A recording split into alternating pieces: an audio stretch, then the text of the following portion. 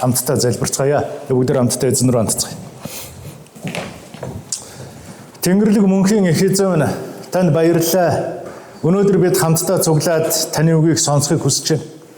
Тийм учраас эзэн минь, та бидний оюун бодлыг, бидний зүрх сэтгэлийг, бидний сүнсийг та өөр лүгөө хандуулж өгөөрэй гэж танаас гуйж байна.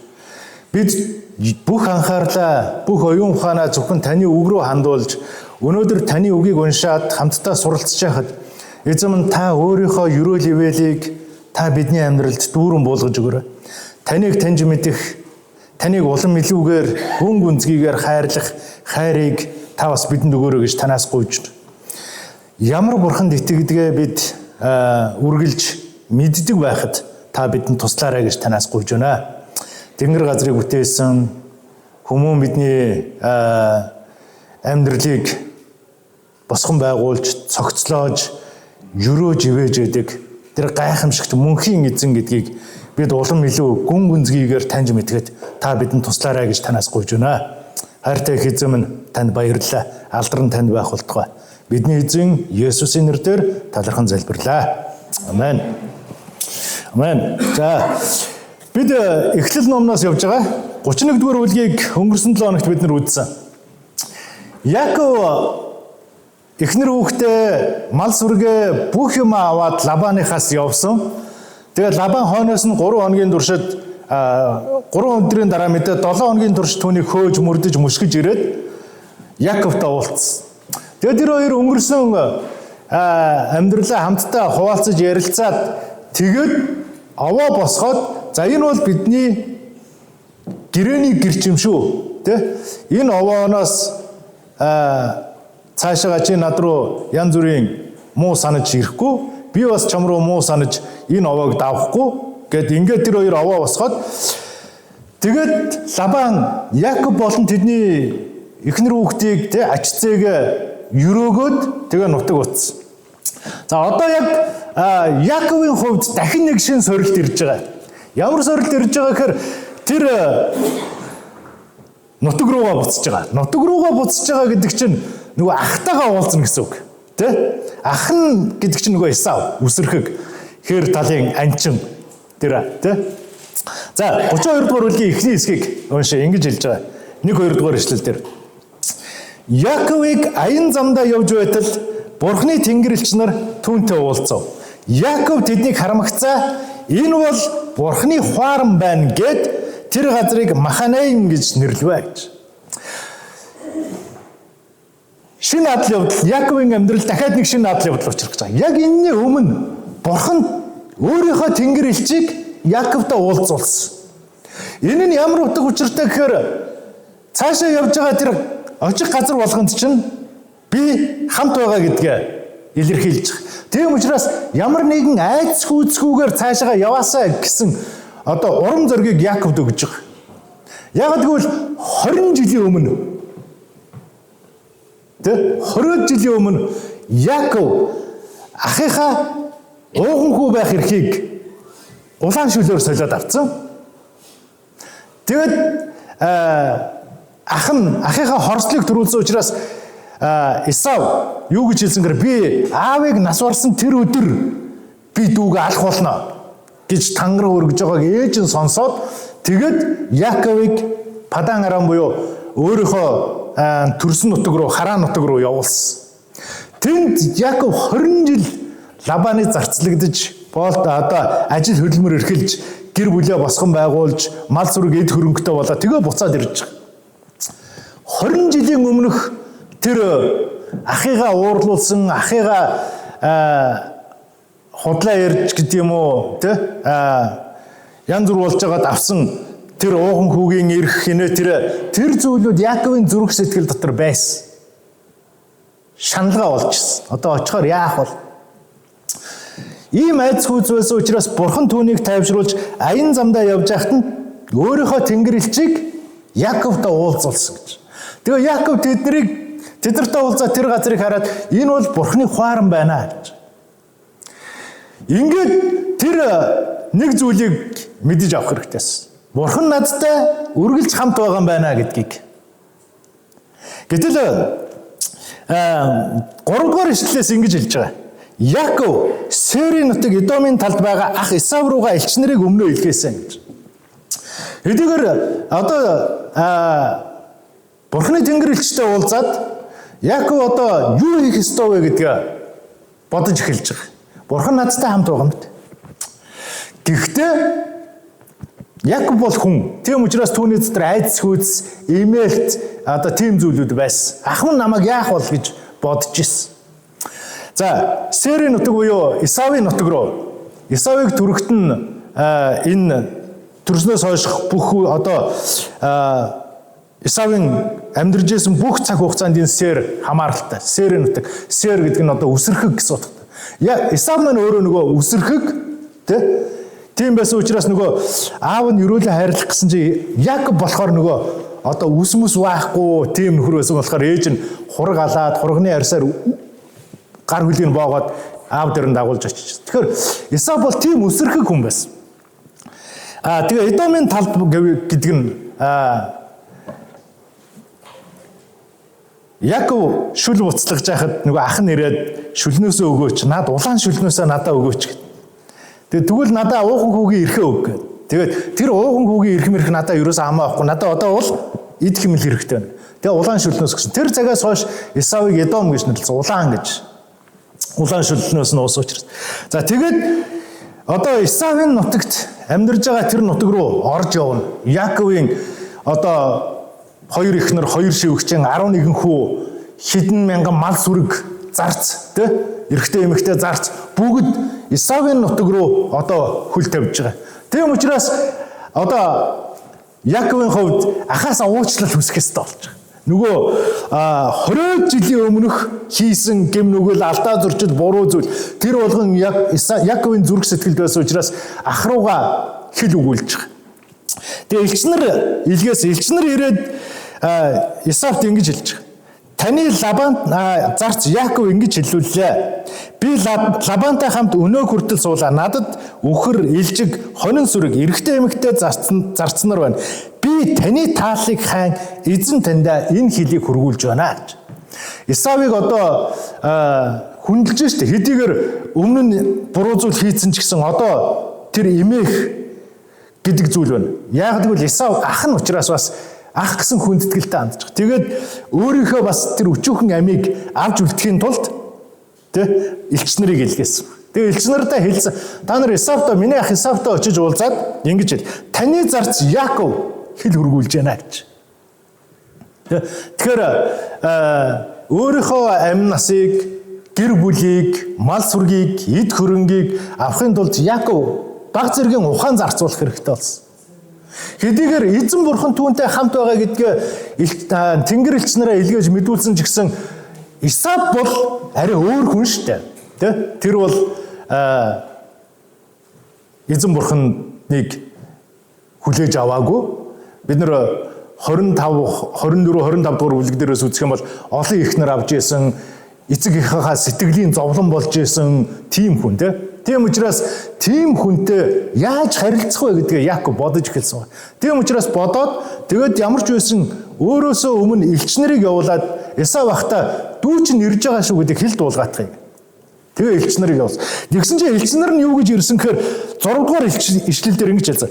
Элч нар Яковд буцаж ирээд бид таны ах Исавт хурж очлоо. Тэрээр тантай уулзахаар 400 хүнийг дагуулan ирж байна гэж хэлсэн. За яг дараагийн ишлэлийг үзэх юм бол энэ мэдээг сонсоод Яков ихэд айж сэтгэлийн шанал дарамтанд орсон гэж. 400 хүн дагуулад Исав ах нь ирж байгаа. Нөгөө Лабанаас гараад 3 хоногийн өмнө Лабан тэлгүүгээр зүхтагаа явсан чинь Лабан түүний хойноос 7 хоногийн турш мөшгөж ирсэн. Тэгээ харин бурхан Лабаны зүудэнд Яков ч сайн мууч юу ч хэлж хийж болохгүй шүү гэж сануулсан учраас Лабан Яковд юу гэж хэлсэнгээр чамайг дөнгөх чадал надад байгаа боловч эзэн бурхан чамд муу юм хийж болохгүй гэж надад хэлсэн гэж. Өмнө нэг юм үйл явдал болсон. Тэгсэн чинь одоо дахиад нөгөө Исав ах нь 400 хүн дагуулад Яковын өөдөөс ирж байгаа. Тэгээд 7 дугаар эшлэл дээр Яков ихэд айж сэтгэлийн дарамтанд орсон гэж хэлж байгаа.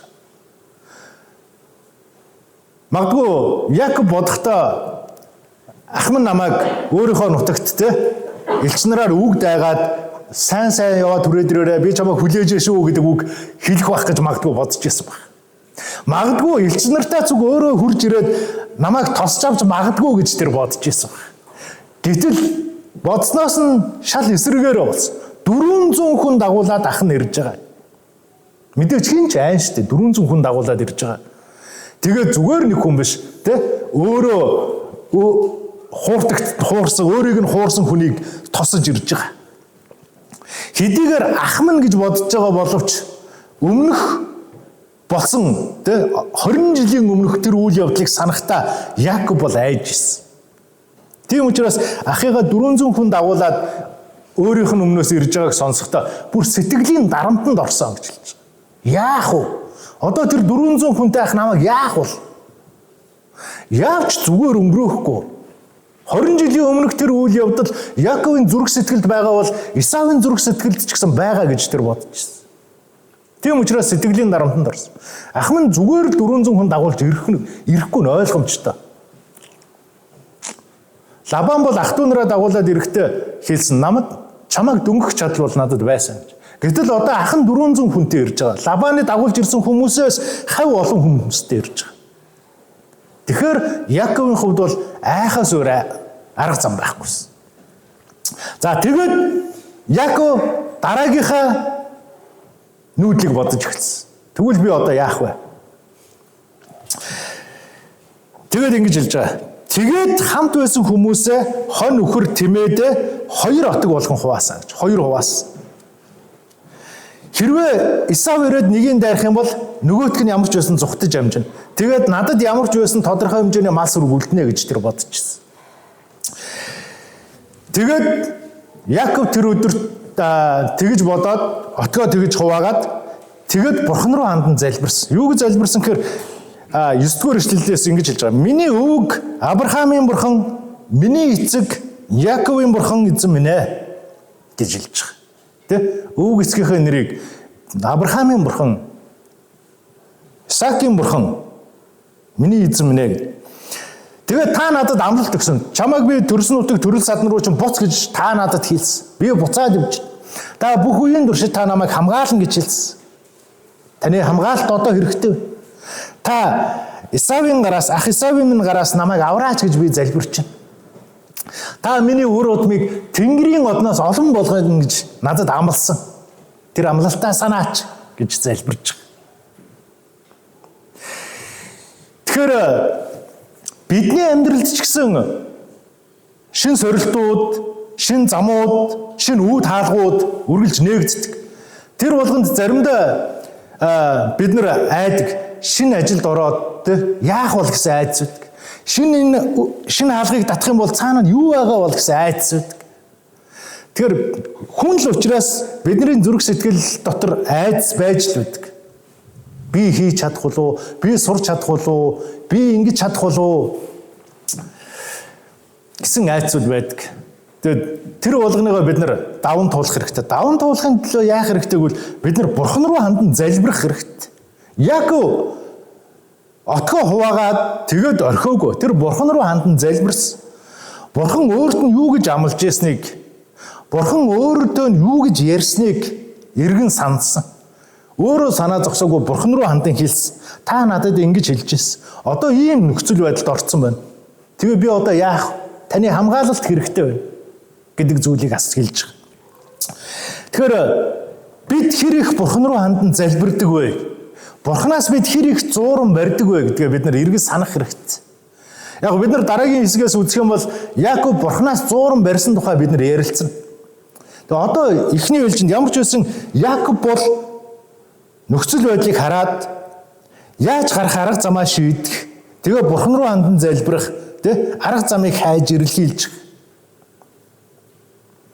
Би хамгийн анх номлосон номлолоо сандгүй. Ямар ч байсан Матай номноос би номлож яснаагаа сандын. За Матай номноос гэж эхэлж ясан. Тэгээд би цаашаага юу ярьсан, яаж дуусгасан, тэр дунд юу ярьснаа ч бараг мэдэхгүй. Сандгүй. Амар их сандралтай байсан. Айцтай байсан. Тэгэхээр ямарваа юм нэг юмыг анх хийхдээ, эхлүүлэхдээ бидний дотор айц яах бол чадах болов. Харин бид нар одоо бол бид нар мэдж байгаа Бурхан руу хандан залбирах хэрэгтэй. Хамгийн түрүүнд залбирал байх хэрэгтэй гэдэг. Тэгэхээр Яаковын хувьд бол Бурхан руу хандан залбирс. Тэгээд цаашаа 13 дугаар эшлэлдэр ахтаа зориулж эд хөрөнгнөөсөө ах Исавдаа зориулан бэлэг сонгосон гэж. Ингэж хэлж байгаа. 200 им ямаа, 20 ухан, 200 им хон, 20 хуц, 30 ботхтой инг, 40 үнэ, 10 мөхөр, 20 ир илжиг, 10 им илжиг бэлтгэвэ. Тэгээ тэднэрийгээ зүгээр ганцхан тийм явуулаагүй. Бэлдээд эхний хэсэг, дараагийн хэсэг гэд ингээд 3-4 хэсэг тийм бэлэг бэлдсэн.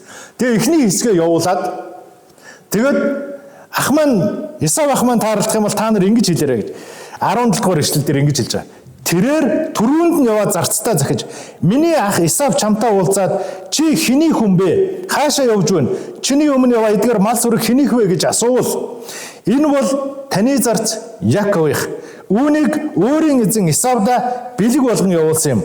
Яаков өөрөө бас бидний ард ирж байгаа гэж хэлээрэй гэж.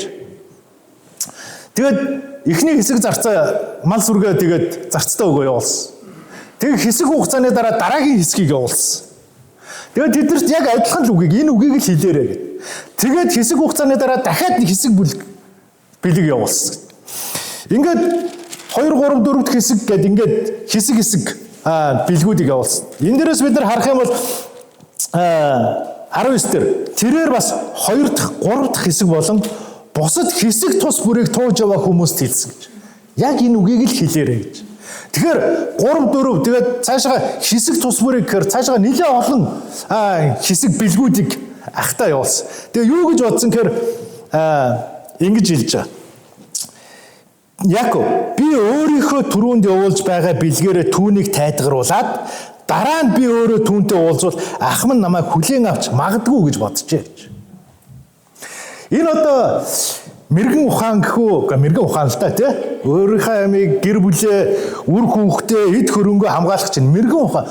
Өөрийнхөө тэр бүх зүйлийг авч үлдэхийн тулд хэсэг зүйлийг одоо золиосонд ингээ өгж штэ зориулж ахта бэлэг болгож өгж.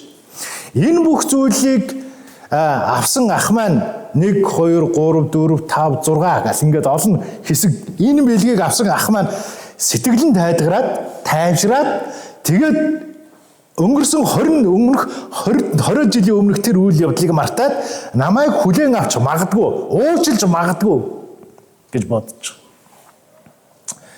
Тэгэхээр бид заримдаа яг л ийм бодолтой. Алдаа зөрчил гэмнүгэл буруу зүйл хийснийхээ дараа Бурхан намайг яавал уучлах бол би уучлуулахын тулд Бурхан юу хийх үү? Сайн үйлс хийх үү? Бурханыг гоё шүү гэж магтах уу? Бурхан зүгээр л гимшин залбирах тухай ярьж байгаа. Залбир, гимш, итэг. Тэгээ түүнээс чи өөрийнхөө гим нүглийг цайруулахын тулд одоо юу гэдгийг сүмийнхээ байрыг 3 удаа нар зүв 3 тойроод ийм зүйл байхгүй тий. Чи одоо бусад шашинд бол тэгж штэ. Тэр гандангийн юуг гороолон тойрох, тэр нэг голдон босгосон модонд мөргөх, одоо өөр юу гэдгийг тагтаа шувуу хооллох иймэрхүү зүйлүүдийг хийх юм бол чиний хийсэн гим нүгэл нэмгэрнэ. Би та бүхэн магадгүй нөгөө оройгүй сүм гэдэг зохиолыг уншсан баг. Тэн дээр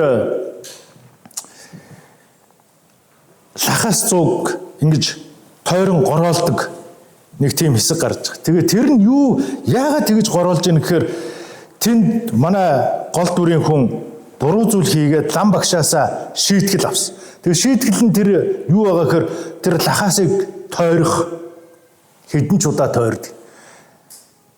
Тэгээ тэр нь айгүй том багт. Тэгээ тэрийг тойрох юм бол хид тойрох юм бол нүгэл чинь нэмгэрж уучлагдана.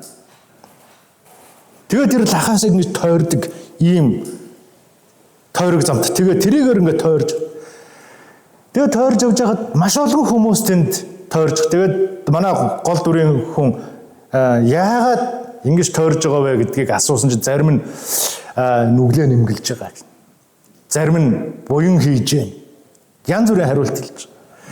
Тэгэхээр харин бидний бурхан эзэн тийм зүйлийг хүсдэггүй. Та гэм нүгэл үлдсэний дараа өөрийнхөө сүмийг 3 удаа тойроод хүрээд ир гэж хэлдэггүй. Харин чуулгандаа ирээд бурханы өмнө гимшин залбираасаа гэж хүсдэг. Тэг уучлалыг тэгж авдаг. Бурханы өмнө зүрх сэтгэлээ нээгээд хийсэн алдаа зөрчлөө улаан гимшүүл гэж Библи хэлж. Гимших юм бол гэм нүглээ алдаа зөрчлөө гимшиж улаах юм бол зөвд итгэмжид тэр бурхан биднийг бүхэл зөв тус байдлаас цэвэрлэх болно гэж хэлсэн гэж. Тэгэхээр зүгээр л бурханы өмнө ирэх хэрэгтэй. Яаковын хувьд бол өөрийнхөө тэр гэм нүглийг цайруулах арга зам нь тэр байсан. Бодож. Ямар ч байсан бэлэг өгье. Дахиад бэлэг өгье. Дараагийнхаа бэлгийг явуулъя. Хэдэн хэсэг бэлэг явуулсан. За яг ингээд явуулаад одоо дараагийн нэг чухал хэсэг рүү орж ирж байгаа. Энэ дээр 22 дугаар эшлэл дээр ингэж хэлсэн. Тэрээр шүн босож 2 эхнэр, 2 шивгчин, 11 хүүхдэд дагуулan явбах голыг гармаар нь гаталжээ гэж. Тэд нар голын ирэг дээр ирээд тэгээд мал сүргээ ах руугаа явуулаад тэгээд эхнэр хүүхдэд дагуулад голын нөгөө талд гарсан баг. Яков. Явбах гэдэг голын. Тэнд голын ирэг дээр гарсны дараа тэр ганцаараа байж исэн чинь нэг хүн ирээд Яковтай тэнд барилцсан.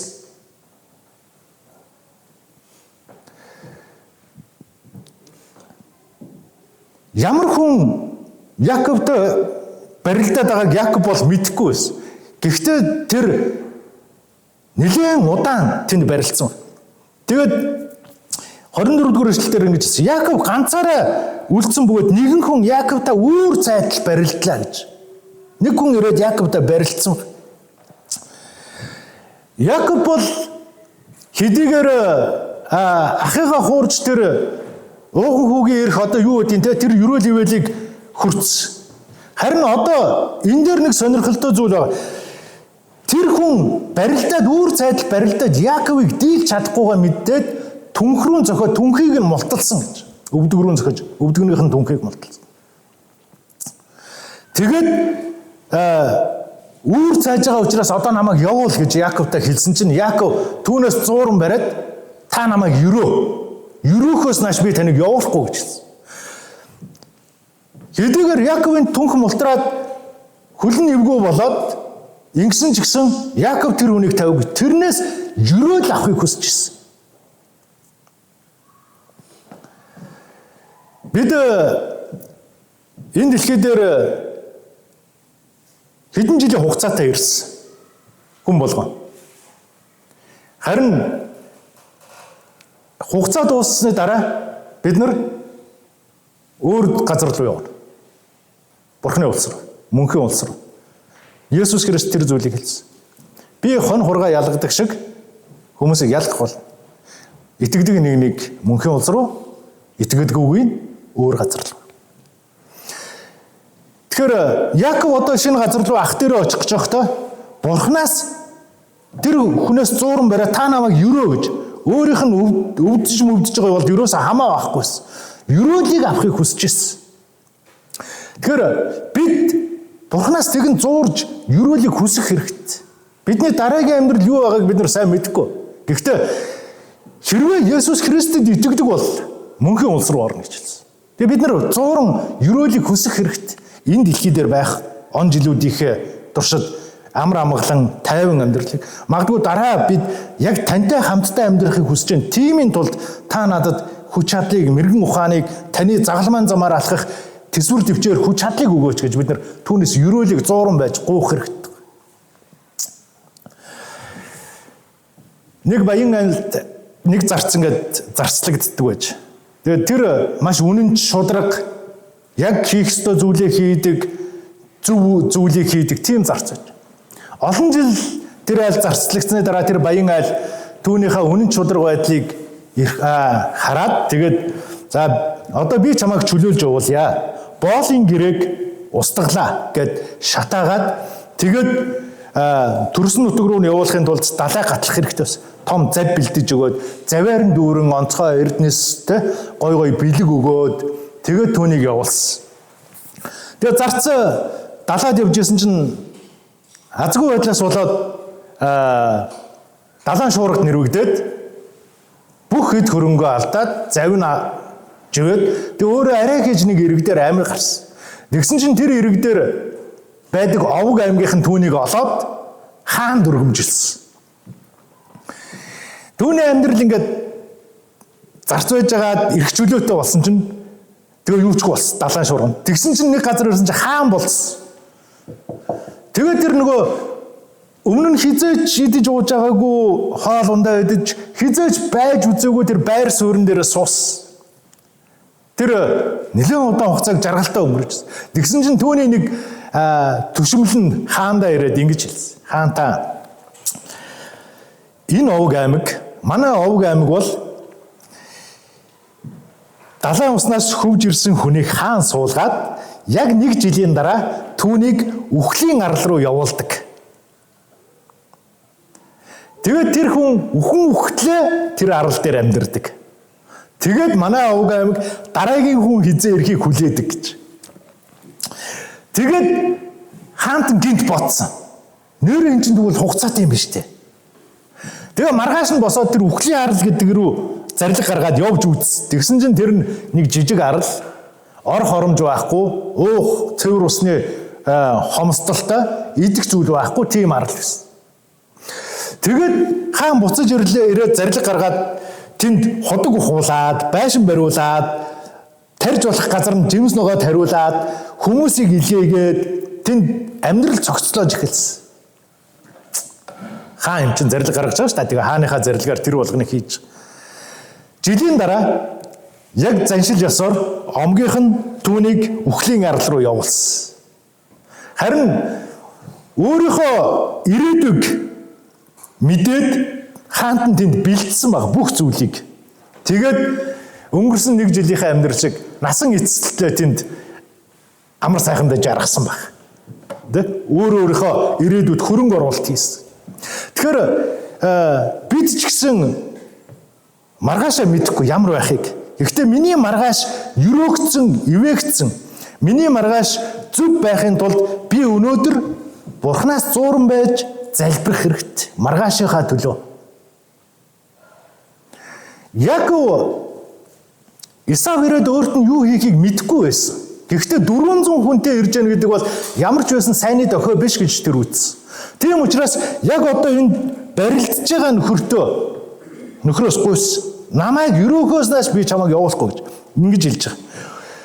26 дугаар эшлэл дээр 32-26 дугаар эшлэл дээр мөнөөх нь үүр цайж байгаа учраас намайг явуул гэсэнд Яков намайг өрөөхөөс тань нааш би таныг явуулахгүй гэжээ. Тэгээ түр хичнээн түнхэн мултарч өвдөжсэн ч гэсэн өрөөл авахыг хүсчихсэн. Өрөөлийг авах гэжсэн. Тийм учраас түүнээс хичээнгүйлэн одоо зууран байж гуйсан баг. Тэгээд тэр хүн ингэж асуусан. Дараагийнх нь зүйл дээр тэгээд 27 дугаар эшлэл дээр тэгээд тэр хүн чиний нэр хэн бэ гэж асуусанд тэр Яков гэсэн. Тэр хүн үүнээс хойш чамайг Яков гэхгүй харин Израиль гэж нэрлэх болно. Учир нь чи Бурхантай бас хүмүүстэй тэмцэлдэж илүүрхлээ гэж яллаа гэсэн үг тийм. За ийм сонирхолтой түүхэнд гарч байгаа тийм. Яков гэж хэлсэн чинь тэгвэл одоо чамайг Яков гэж нэрлэхгүй харин Израиль гэж нэрлэнэ. Яг гэвэл чи хүмүүстэй бас Бурхантай тэмцэлдэж яллаа гэсэн. Ингээд Библиэлд хамгийн анхны Израиль гэдэг нэр энд гарч байгаа. Тэгээд энэ бол нэг хүний нэр байсан. Яковыг Израиль гэж нэрлсэн. Түүний нэрийг л өөрчилж. Өмнө нь бид нар үзэх юм бол Авраамийн нэрийг бас өөрчилсөн. Авраамийн нэр чинь өмнө нь Авраам байсан тийм. Уур хотын Авраам. Тэр бүх зүрх сэтгэлээр Бурханд итгэсэн учраас итгэл нь түүнийг зөв тооцоолсон.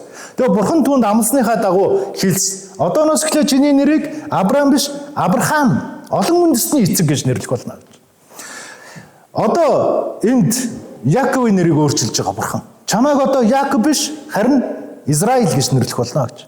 Яг тэгвэл чи бурхантай бас хүмүүстэй тэмцэлдэж ялан дийлж байна гэж. Ингээд Израиль бол хувь хүнд өгөгдсөн нэр байсан. Харин Яаков энэ дээр дараа нь асуусан. Харин тэгвэл таны нэр хин юм бэ? Гэдгсэн чинь тэр хүн ингэж хэлсэн. 29 дугаар эшлэл дээр. Яаков та нэрээ хэлээч гэж гуйсанд тэр хүн чи яагаад миний нэрийг асуугаад байгаа юм бэ гэж хэлээд Яаковыг юрөөжээ. Тэгээ юрөөсөн учраас Яаков түүнийг тавьж явуулсан. Яаковыг магадгүй энд юу гэж юрөөснийг мэдэхгүй байна. Ямар ч байсан яг тэр хүн Яаковыг юрөөжээ гэж хэлж байгаа. Яаков ямар ч байсан тэмцэлцснийхаа үр дүнд түүнээс зууран байсныхаа үр дүнд юрөөлийг авсан баг. Тэ? Тэр бурхны тэнгэрлэгчүү тэр нэгнээс юрөөлийг авсан. Тэр хүн өөрөө нэрээ хэлээгүй. Харин Яаковын нэрийг Израиль болгож өөрчилсөн. За ингээд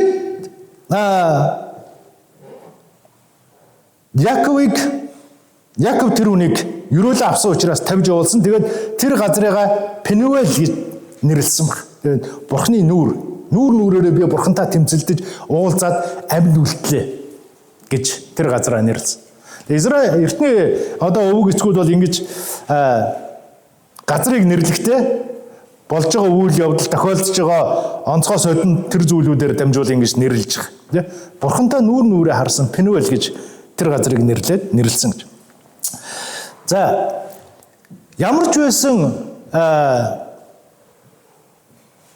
Яаков бурхантай нүүрээрээ уулзаж түүнтэй тэмцэлдэж ямар ч байсан түүнд ялагдalgүйгээр түүнээс зууран байж юрөөлийг хүртсэн. Тэгэхээр ах トゥ нараа та бүхэн ч гэсэн өнөөдөр бидний бурхан эзэн хэн бэ гэдгийг мэдж байгаа. Тэр бол юрөөдөг. Тэр хамгаалдаг, хэлсэндээ хүрдэг тийм эзэн. Тэгэхээр та Есүс Христэд итгэсэн түүнд итгэгч бүхэн мөн хамтаа байх болно гэж хэлснээр дагуу тэр яг энэ хэлсэн амандаа байдаг. Тэгэхээр та өөрийнхөө маргаашийг зөв байлгахын тулд та өөрийнхөө ирээдүйд хөрөнгө оруулахын тулд та бурхнаас юрөөлийг хүсэн залбирах хэрэгтэй. Хэрвээ таны дотор гэм нүгэл алдаа зөрчил буруу зүйл байгаа бол та гимшин залбирах хэрэгтэй. Янз бүрийн буян үйлдэж инээ тэрэ гэж бурхны тааллыг олох биш. Зүгээр л Библийг унш. Библиэлд юу гэж хэлэгдсэн бэ? Түүнийг хий. Библи хэлж байгаа. Эхлээд хаанчлал түүний зөвхт байдлыг эргэлхий гэж. Тэгэх юм бол бурхан бүх зүйлийг та нарт нэмж өгнө гэж хэлж байгаа.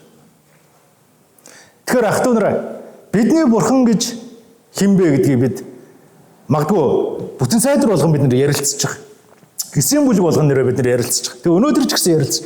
Яаковыг яг шин зүйл рүү ороход бурхан өөрийнхөө тэнгэр элчээр түүнд хамт байсан. Өөрийгөө хэн бэ гэдгийг илэрхийлсэн. Тэгээд тэр бол юрөөдөг бурхан. Өөрөөс нь хичээнгүйлэн зууран барьдаг нэгнийг юрөөдөг. Өөрт нь итгэдэг нэгнийг тэр юрөөдөг бурхан. Тийм учраас та бурхан руу хандан залбир, гуй. Гуйсан гуйгаагүй бурхан мэдж байгаа гэж бодох биш. Тэ? Танд юу хэрэгтэй вэ? Танд ямар сэтгэлийн зовлон байна? Таны амьдралд ямар асуудал байна? Та юу хүсэж мөрөөдөж байна? Таны маргааш ямар байгаасаа гэж та бодож байна? Тэр болгоныхоо төлөө бурхан руу хандан залбир. Тэр юрөөх болно. Та дахин залбир. Дахин залбир. Энэ дээр Яаков та юрөөхгүй бол би таныг тавьж явуулахгүй гэж зууран барьсан. Тэгснийхаа үр дүнд юрөөлийг авсан. Тэ? Та ч гэсэн бурхнаас зууран барь. Та намайг юрөөгөөч гэж та бурхан руу хандан залбир. Дахиад залбир. Бурхан таныг юрөөх болно. Яагаад гэвэл тэр хайртай хүүхдүүдтэй өхийг үргэлж хүсдэг. Харин бид гуйдгүй л болохоос. Та болохоор бурхан миний асуудлыг мэдж байгаа л гэж боддог. Тэр өөрөө мэдээ шийдээд өгчих байхаа гэж та боддог. Гэтэ бурхан тэр асуудлаа тэр зүйлийг хэлээсэй гэж хүсэж байгаа. Тэгэхээр та хэлээрэй бурхан руу хандаа. Юу хүсэж байна? Ямар асуудал вэ? Тэр болгоноогоо тооч. Бурхан танд хариулах болно. Бурхан таныг юрөөх болно. Бурхан таныг уучлах болно. Хамгийн гайхамшигтай амар амгалан танд өгөх болно. Бидний эзэн таны амьдралыг таны маргаашийг хамгийн сайнаар ерөөн ажиллах болтугай.